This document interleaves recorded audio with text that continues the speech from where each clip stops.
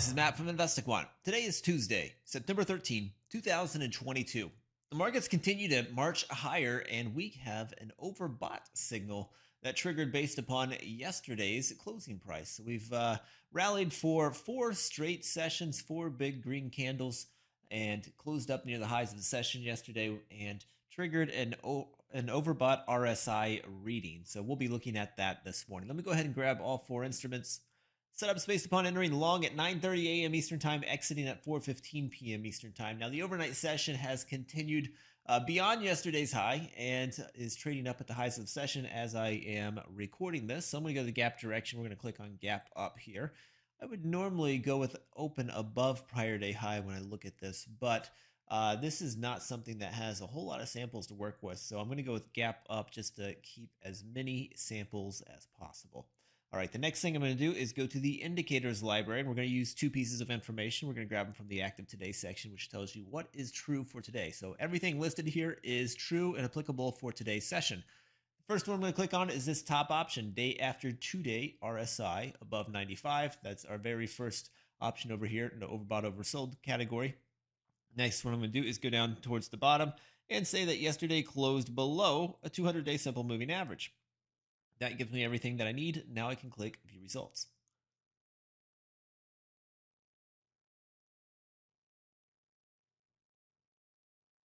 And here we go. These are the results based upon entering the market long at 9:30 a.m. Eastern Time, exiting at 4:15 p.m. Eastern Time, when you are gapping up, and the prior session had a 2-day RSI reading of greater than 95, but closed below a 200-day simple moving average. Historically, dating back to 2003, there are 18 samples here in the S&P. We've got 15 in the NASDAQ, 18 in the Dow, 22 in the Russell. Win rates on these are coming in a bit weak for the ES on the small sample size that we have, so do keep that in mind. There's not a lot of samples here to work with, which means win rates can get skewed a bit more when there's not a whole lot of samples to work with. So the S&P, 39% of these have closed above the opening print. For the NASDAQ, it's just 27%. The Dow 56% and the Russell 50%. So we're a bit mixed there, but 2 of those are a little bit weak. If we look at the average moves, average loss larger than the average win in the S&P. That's also the case here in the NASDAQ, in the Dow, and in the Russell. So all 4 of those have larger average moves to the downside compared to their moves to the upside. And 2 of the 4 have a win rate that's a bit weak.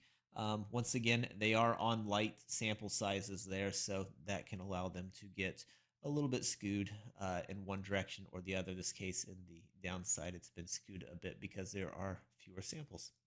Hopefully you found that helpful. Good luck today. We will see you next time.